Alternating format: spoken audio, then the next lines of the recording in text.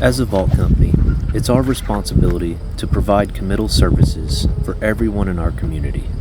No matter what the race, the gender, the size, ethnicity, or religious beliefs, we will do what we can to provide the best graveside service that we can possibly offer to each and every family. From time to time, we work a committal service where a much larger vault is required to fit the casket that is being laid to rest. Today we're utilizing a 42-inch Wilbert Monarch. The interior of this burial vault is around 12 inches wider than the average burial vault that we typically install. And even though the interior dimensions are much larger, this vault isn't actually much heavier than a standard burial vault, weighing in at around 2,650 pounds. Now both this 42-inch Wilbert Monarch and the standard Wilbert Monarch are both what is referred to as a grave liner. Although it does have a seal placed underneath the lid, it is not a lined and sealed true burial vault. The purpose of this burial container is to prevent the ground from collapsing over time as the casket deteriorates. It also helps protect the casket and protect the equipment of the cemetery workers if they need to drive over the graves to be able to access another headstone or another grave to dig. This is the reason that most cemeteries require a burial container of some form. For a burial container like this, it is a little bit more complicated on our equipment because our equipment is not made for a vault as wide as this one. For some of our oversized vaults, we have adapters that attach to our feet, allowing the vault to be swung as a normal size vault would be swung, but because of the width of this Wilbert Monarch, those extensions aren't enough to reach around the sides of the vault, so we have to do what we refer to as a set and seal in this situation. Since the Wilbert Way feet aren't wide enough, we aren't able to display this vault above ground, and the base must first be lowered into the grave. Once the base is lowered, we use aluminum boards and wood boards on the sides of the grave to support the weight of the lowering device.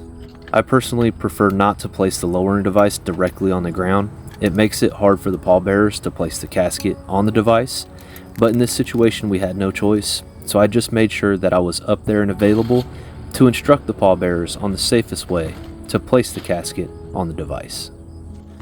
The first step of the process was to set the base into the grave, and I wanted to make sure I didn't get any dirt or soil into the base.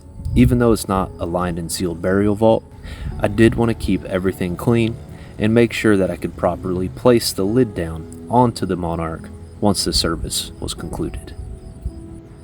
So this video is the process of setting a 42-inch Wilbert Monarch into the grave, and also a video showing how we display our lowering device for the family in a situation where a larger burial vault is needed.